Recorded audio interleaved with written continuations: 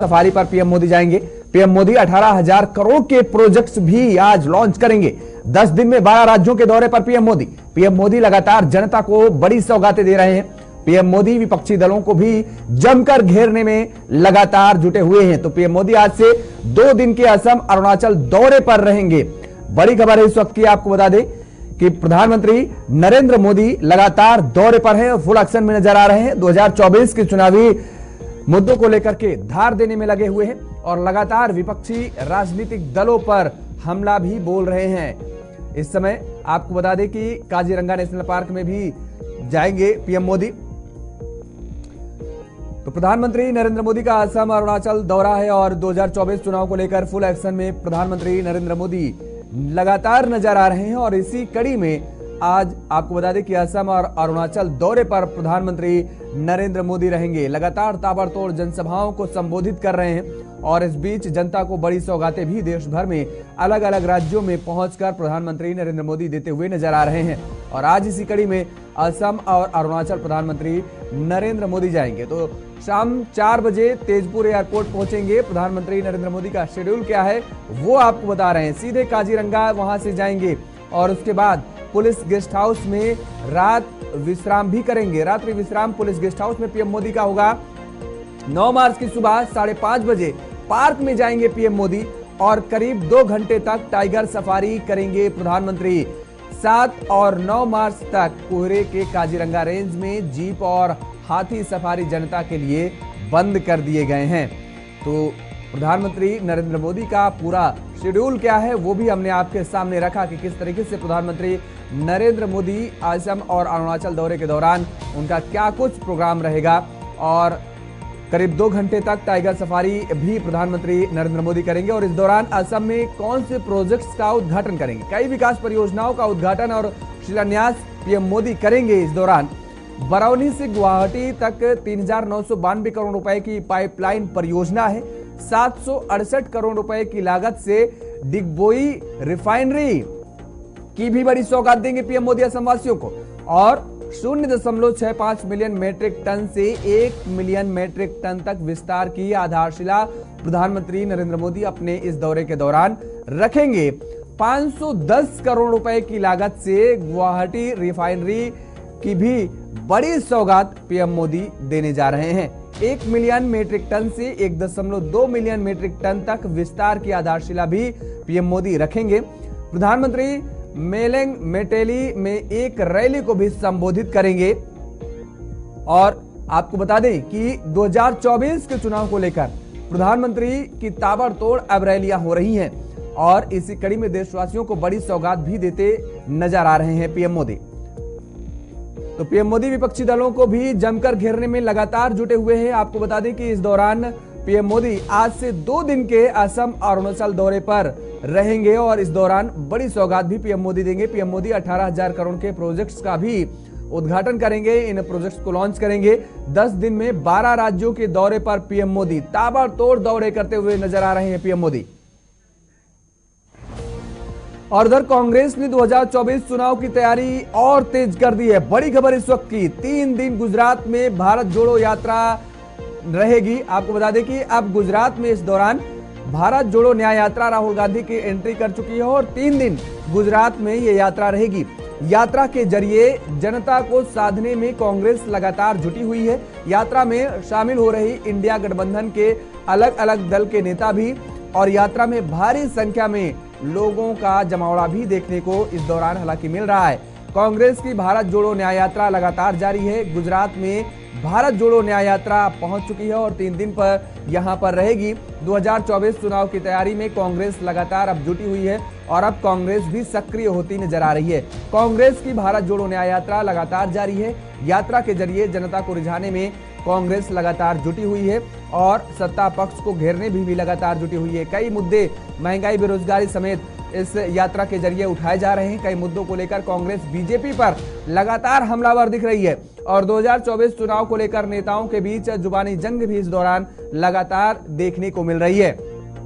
तो वहीं 2024 चुनाव को लेकर कांग्रेस पार्टी भी पूरी ताकत के साथ चुनावी मैदान में अब उतर चुकी है और इसी कड़ी में कांग्रेस की भारत जोड़ो न्याय यात्रा लगातार जारी है। अब ये यात्रा गुजरात में जा पहुंची है। इस दौरान कांग्रेस महासचिव संचार प्रभारी जयराम रमेश ने कहा है कि आज, कल और परसों हम गुजरात में रहेंगे। गुजरात में हमारा बहुत अच्छा स्वागत हुआ है। आज दोपहर में हम गोधरा में जाएंगे और वहीं रहेंगे। तो अब भारत जोड़ो न्याय यात्रा फिलहाल गुजरात पहुंच चुकी है और 3 दिन अब गुजरात में ये यात्रा रहेगी। और इस दौरान आपको सीधे दिल्ली लिए चलते हैं, दिल्ली के भारत मंडपम, जहां की तस्वीरें हम आप तक, सीधी तस्वीरें प्रधानमंत्री की दिखा रहे हैं। तो ये भारत मंडपम से सीधी तस्वीरें हम आप तक पहुंचा रहे हैं। प्रधानमंत्री नरेंद्र मोदी कार्यक्रम में शिरकत करते हुए। जो है वो हम सभी को एक ताकत देती है। आज की दुनिया में मैं पेरिस में गया था पिछले हफ्ते और मैंने जब वहां की टिकट यूपीआई से खरीदी तो बहुत खुशी हुई। मुझे लगा कि इंडिया के पास में वो सारे सॉल्यूशंस हैं जो पूरी दुनिया के देश जो है अपनी जगहों पे इंप्लीमेंट कर सकते हैं। तो जरूर से कोशिश रहेगी। बहुत बहुत बधाई। Thank you. और माननीय प्रधानमंत्री जी स्वच्छ भारत अभियान से प्रेरणा लेकर जिन लोगों ने डिजिटल कंटेंट क्रिएट किया, उनमें से चुने गए स्वच्छता एम्बेसडर हैं मल्हार कलाम्बे, नोटेड एनवायरमेंटलिस्ट जो 2017 से प्रति सप्ताह स्वच्छता अभियान चलाते रहे हैं, स्वच्छता और सतत विकास को लेकर जागरूकता भी फैला रहे हैं। दैट्स मल्हार कलाम्बे। मल्हार, ये लोग क्रिएटर्स हैं ना, उसमें कुछ लोग वो भी हैं जो क्या खाना चाहिए वो भी कहते हैं।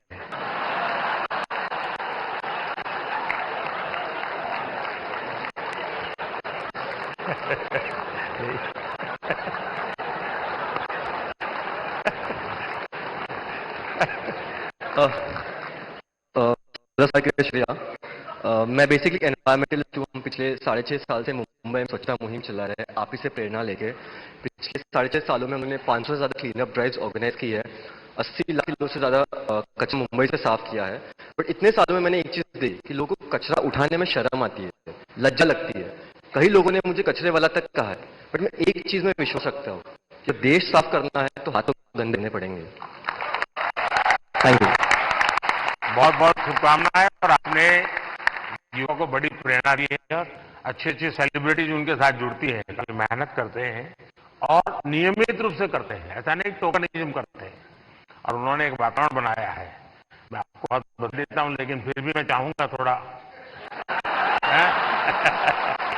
बट सर मैं एक चीज कहना चाहूंगा, अपने अंकित भैया के साथ लास्ट ईयर स्वच्छ भारत के दिन क्लीन अप किया था।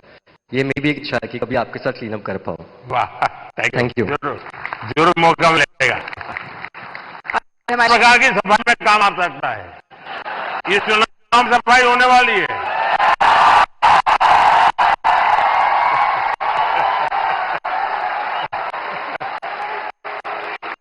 हमारे देश की समृद्ध फैशन परंपराओं को आगे बढ़ाने के लिए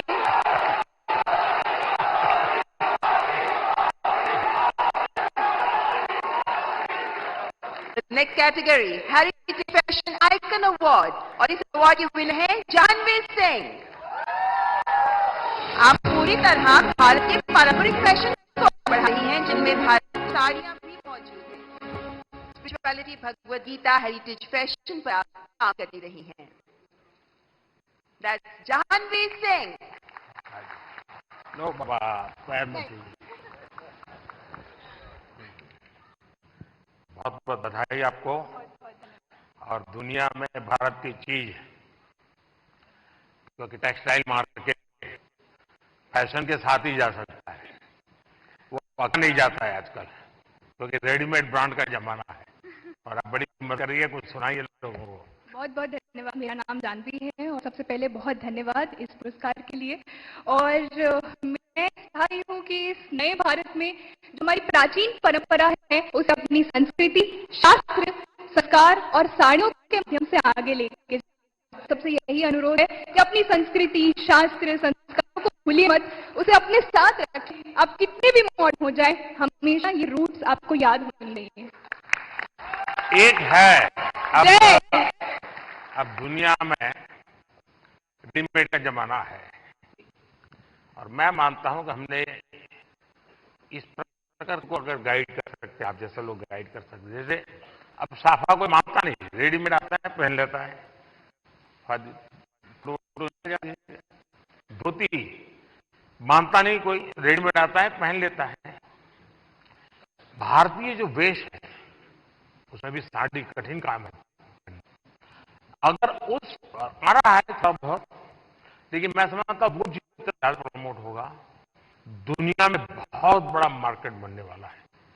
तो उस दिशा में कैसे आप लोगों को इंस्पायर कर सकती है? मुझे लगता है हमारे देश में बहुत अलग अलग प्रकार के टेक्सटाइल्स हैं और उसको अपने वीडियोस से मैं प्रमोट करती हूँ। उसका पहनावा कैसा है, उसकी बुनाई कैसे की जाती है, टेक्सटाइल कैसा है।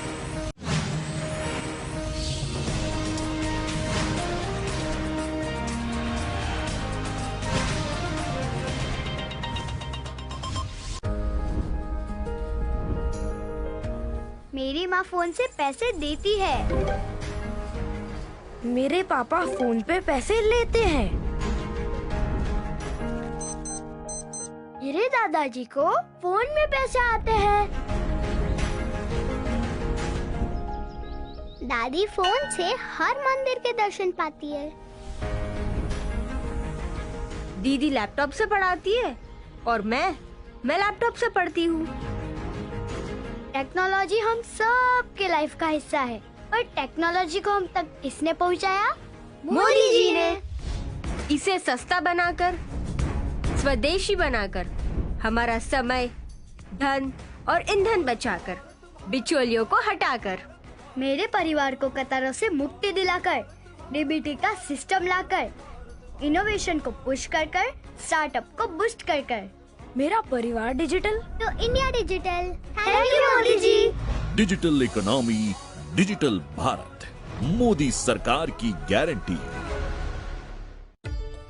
मर्यादा पुरुषोत्तम प्रभु श्री राम के बाल विग्रह की प्राण प्रतिष्ठा का साक्षी बना सप्तपुरियों में प्रथम श्री अयोध्या धाम।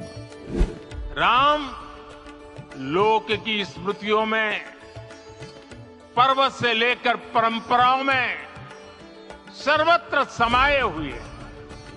चहुं ओर राम नाम का जय घोष, चौक चौराहे पर श्री राम का प्रतिबिंब, आस्था की पुष्प वर्षा, यत्र तत्र सर्वत्र हर्ष में मगन श्रद्धालुओं का जन सैलाब। हर क्षेत्र के लोकप्रिय और गणमान्य महानुभाव बने श्री राम उत्सव के साक्षी।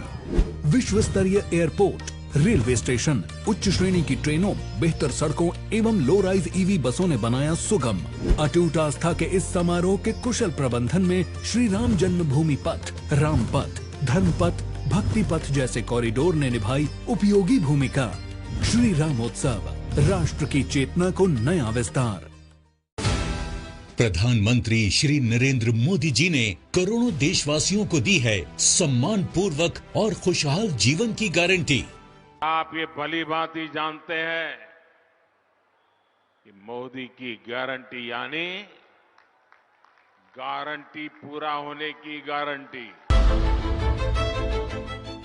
देवभूमि उत्तराखंड इस विकास यात्रा का महत्वपूर्ण हिस्सा है। राज्य में लगातार फैल रहा है हाईवे और सड़कों का नेटवर्क। दिल्ली देहरादून एक्सप्रेसवे से समय की बचत होगी और निवेश के रास्ते खुलेंगे, यानी मजबूत अर्थव्यवस्था की गारंटी। 4 धाम ऑल वेदर रोड और 4 धाम रेल लाइन से श्रद्धालुओं को मिली है सुरक्षित और सुगम 4 धाम यात्रा की गारंटी। राज्य के दूरस्थ गांवों तक पात्र लाभार्थियों को अनेक कल्याणकारी योजनाओं से जोड़ा गया है। पीएम आवास योजना से गरीब परिवारों को मिली है पक्के घर की गारंटी। पीएम सौभाग्य योजना से बिजली, जल जीवन मिशन से स्वच्छ पानी, पीएम गरीब कल्याण अन्न योजना से राशन और आयुष्मान भारत योजना से 5 लाख रुपए तक मुफ्त इलाज की गारंटी। महिलाओं के जीवन में बड़े स्तर पर सुधार आया है। उज्ज्वला योजना से मिले मुफ्त गैस कनेक्शन से धुआं रहित ईंधन और लखपति दीदी योजना ने आर्थिक सशक्तिकरण की दी है गारंटी। पीएम किसान सम्मान निधि से साल में 6,000 रुपए की गारंटी। मोदी सरकार की गारंटी उसके पास भी है जिसके पास गारंटी देने के लिए भी कुछ नहीं। पीएम स्वनिधि योजना से स्ट्रीट वेंडर और प्रधानमंत्री मुद्रा योजना से लघु व्यवसायियों को मिल रही है आसान कर्ज की गारंटी। हर वर्ग का हो रहा है कल्याण, सभी के लिए खुल रहे हैं खुशहाली के द्वार, क्योंकि हर उत्तराखंड वासी को मिली है मोदी सरकार की गारंटी।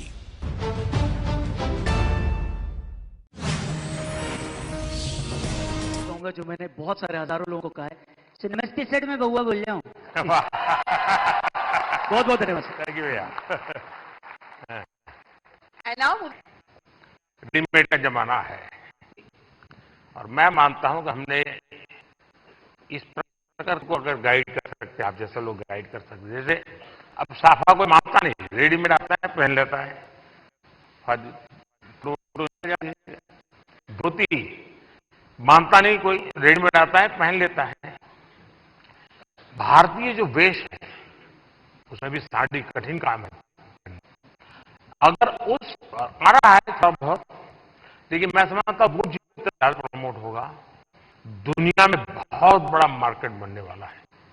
तो उस दिशा में कैसे आप लोगों को इंस्पायर कर सकती है? मुझे लगता है कि हमारे देश में बहुत अलग अलग प्रकार के टेक्सटाइल्स हैं और उसको अपने वीडियोस से मैं प्रमोट करती हूँ। उसका पहनावा कैसा है, उसकी बुनाई कैसे की जाती है, टेक्सटाइल कैसा है, उसको आगे ले जाने का प्रयास वीडियोस के माध्यम से, कि लोगों को पता चले कि हमारे भारत में इतने अलग अलग टेक्सटाइल्स और इतने सुंदर प्रिंट्स, वेराइटीज हैं जो हमें देश के सामने लानी चाहिए। और भारत एक सबसे सुंदर देश है और उसकी विरासत, उसकी परंपरा, संस्कार, संस्कृति, हर एक चीज बहुत सुंदर है। तो मेरा यही प्रयास है कि मैं उसको आगे लेके जाऊं। देखिए, भारत फैशन की दुनिया में लीडर रहा है। बहुत लोग हैरान हो जाएंगे अगर आज लोगों को लगता है मिनी स्कर्ट ये आधुनिकता की निशानी है, या पर्स ऐसे लटकाती है बहनें। आप अगर कोणार्क जाएंगे, सैकड़ों साल पुराने मंदिर का जो मूर्तियां बनी हैं, उसमें आपको एक मूर्ति वो भी दिखेगी जिसमें मिनी स्कर्ट पहना है बेटी ने और हाथ में पर्स है, ऐसे लटक रही है। यानी सैकड़ों साल पहले फैशन का वो नॉलेज यहां पर दसने वाले को भी था। यानी भारत की इन विविधताओं को हम दुनिया में ले जा सकते हैं। बहुत बहुत बधाई आपको। बहुत बहुत धन्यवाद। और बेस्ट क्रिएटिव क्रिएटर फीमेल की श्रेणी में पुरस्कार प्राप्त कर रही है श्रद्धा, जिन्हें मशहूर है अय्यो श्रद्धा के नाम से। आप अलग अलग भाषाओं में कॉमेडी प्रस्तुत करती हैं।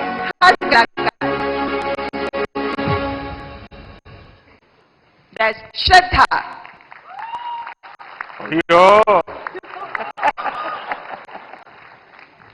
श्रद्धा से मेरा दोबारा मिलने का मौका मिला है। बहुत बहुत बधाई। बहुत बहुत धन्यवाद। बहुत बहुत धन्यवाद। बहुत धन्यवाद इस पुरस्कार के लिए। और ये पुरस्कार ये एक्नॉलेज करता है कि जो लोग घर में एक स्मार्टफोन के जरिए कंटेंट बनाते हैं वो भी स्किल है। ये एक्नॉलेज करता है ये पुरस्कार। इसका बहुत बहुत बहुत धन्यवाद। देश में अक्सर सामाजिक, राजनीतिक, औद्योगिक वजहों से परिस्थिति काफी गंभीर हो जाती है। मेरी कोशिश ये रहती है कि इसमें अगर एक ह्यूमरस पॉइंट ऑफ व्यू या हास्य रस मिलाया जाए तो एक पॉजिटिविटी फैलाई जा सकी।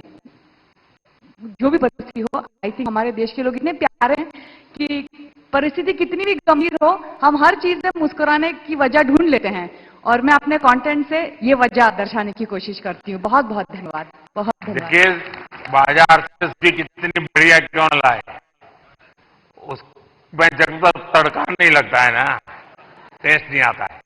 तो ये हास्य की चीजें जो है वो तड़का का काम कर रहे हैं जिंदगी में। और आज आपकी स्पॉन्टेनिटी ने सबको फ्लोर कर दिया है। Thank you. Thank you so much. Thank you. Thank you. Thank you. And now let's recognize the best creative creator में आरजे रौनक, जो अपने प्रैंक के लिए जाने जाते हैं, अपने ह्यूमर, अपनी आवाज के लिए जाने जाते हैं और अलग अलग टॉपिक्स पर बेहतरीन डिजिटल कंटेंट तैयार करने वाले आरजे रौनक। क्या आरजे कैसे हो भैया? रौनक ने ही आरजे नाम पॉपुलर कर दिया।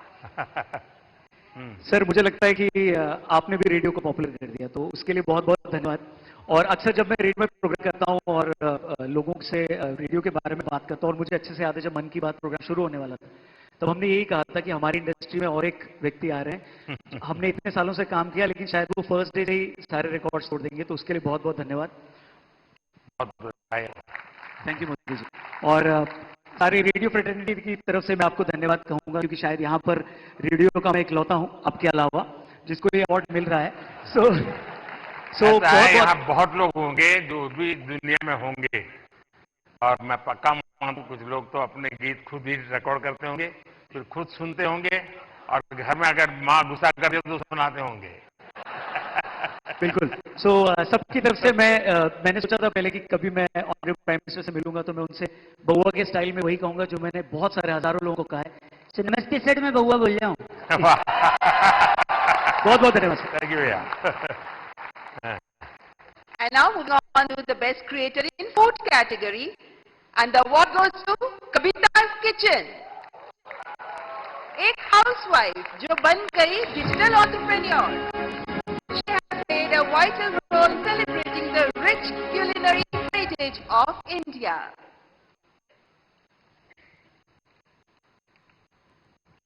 कविता जी, बहुत बहुत बधाई आपको।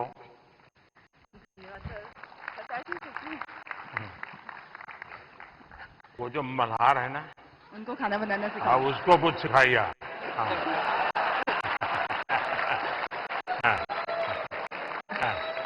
सर, धन्यवाद इस पुरस्कार के लिए। और मैं खाना बनाना सिखाती हूँ लोगों को, और मैं चाहती हूँ कि घर के मतलब जो फैमिली मेंबर है वो घर के हर मेंबर को खाना बनाना सिखाए, क्योंकि कोविड के टाइम पे हमें पता चल गया कि खाना बनाना कितना जरूरी है सीखना। तो पढ़ाई के साथ साथ को भी हम अपनी लाइफ स्किल ऐड करें तो ज्यादा अच्छा होगा। और साथ में मैं चाहती हूँ कि जैसे स्कूल वगैरह में हम बच्चों को बाकी चीजें पढ़ाते हैं, तो उसके साथ अगर हम एग्रीकल्चर भी सिखाएं तो बच्चों को ये पता चलेगा कि एक अन्न उगाने में कितना मेहनत होता है। तो शायद उसकी वजह से फूड वेस्टेज कम होगा, और खाना बनाने में इतनी मेहनत होती है तो उसकी वजह से भी वेस्टेज को हम रोक सकते हैं। तो ये मेरी सोच है, मैं चाहती हूँ कि ऐसा अगर हो तो फ्यूचर में अच्छा होगा। अच्छा हुआ आप इस काम को किया, और आपके कारण वरना हमारे गुजरात के लोगों का एक स्वभाव रहा है, वो सैटरडे शाम को कहीं के रेस्टोरेंट ढूंढते रहते हैं, फास्ट फूड। और फिर वहाँ मैक्सिकन कहाँ मिलेगा, पिछले सप्ताह मैक्सिकन लिया, इस बार इटालियन कहाँ मिलेगा, और अगर वो कुल्लू मनाली जाएंगे तो यार गुजराती डिश कहाँ मिलेगा।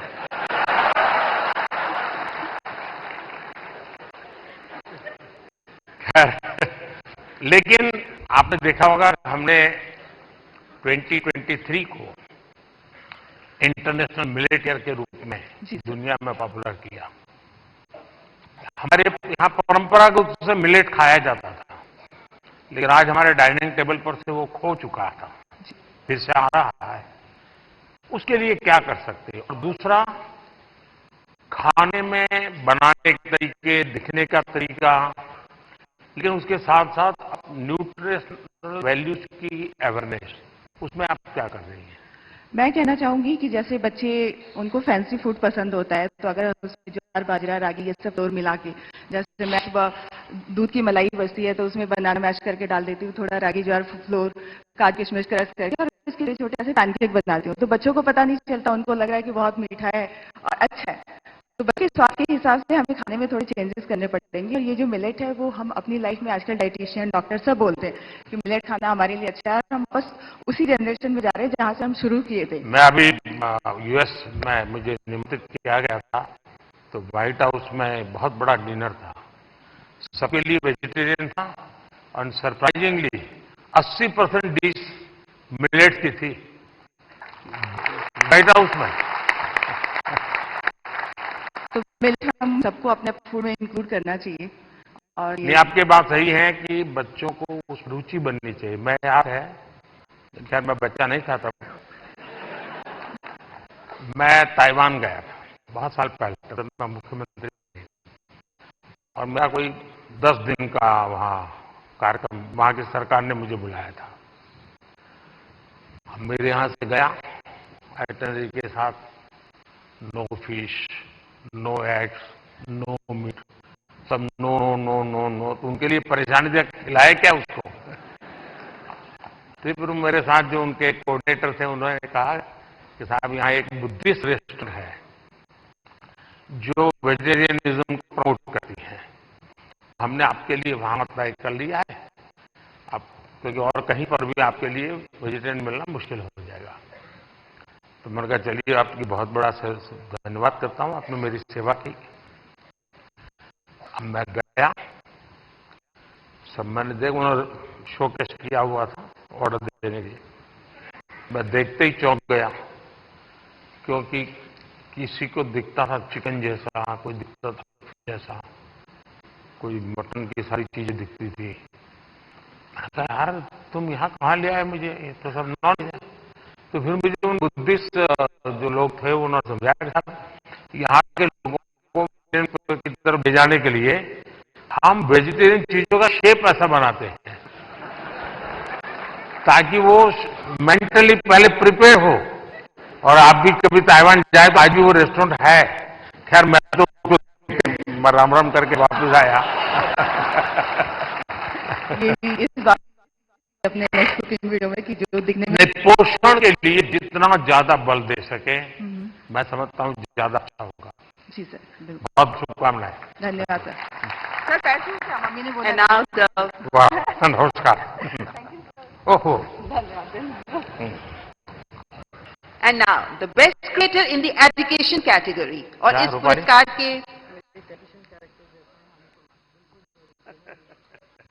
इस पुरस्कार के विजेता हैं टेक प्लस गैजेट्स के लिए जाने जाने वाले नमन देशमुख।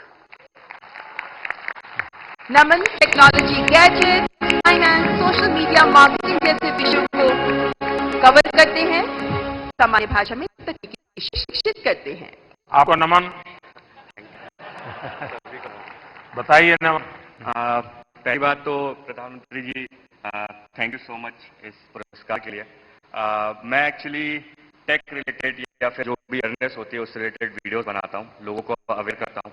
जिस तरीके से इंडिया में टेक्नोलॉजी या फिर बाकी की चीजें बढ़ रही हैं, उस तरीके से बहुत सारे स्कैम्स भी बढ़ते जा रहे हैं, जहाँ पे कई सारे ऐसे भी लोग हैं जो शायद अपना बैंक अकाउंट तक खाली करवा देते हैं कुछ स्कैम्स के कारण। तो उस टाइप की वीडियोस रहती है मेरी। प्लस इतनी सारी गवर्नमेंट की स्कीम्स होती हैं जो लोगों तक नहीं पहुंच पाती है, तो उसकी अवेयरनेस वगैरह पे हम लोग जो है वीडियो बनाते हैं। ये बहुत अच्छी बात है, क्योंकि एक प्रकार से लोगों को जगाने का काम है। अदरवाइज लोग अच्छे से अच्छा मोबाइल खरीदने के तो शौकीन है, लेकिन सेफ्टी सिक्योरिटी के लिए क्या क्या करना चाहिए कुछ पता ही नहीं होता है। तो उसी में मेरी कोशिश रहती है और मैं ट्राई करता हूँ कि जितना सिंपल मेरा कंटेंट हो उतना लोगों को समझने में आसानी होती है। तो मेरा जो हमारा एक रीजन है टेक में आने में या फिर एजुकेशन में, कि एजुकेट तो करना है लेकिन बहुत सिंपल और फन तरीके से लोगों को चीजें बतानी है, और शायद उस चीज में हम लोग आगे बढ़ते जा रहे हैं। एक सुझाव मैं दे रहा हूं नमन, शायद इन लोगों में से कोई निकले, उसको भी काम आ सकता है। भारत सरकार की तरफ से अटल टिंकरिंग लैब्स बहुत बड़ी मात्रा में स्कूलों में चलती है। भारत सरकार पैसे भी देते हैं और छोटे छोटे बच्चों के लिए है, वो 5वीं 6वीं 7वीं कक्षा तक पहुंचा रहे थे भारत मनोरम से। और मेरे साथ फिलहाल इतना ही। खबरों के लिए आप देखते रहिए गुलिस्तान न्यूज। नमस्कार।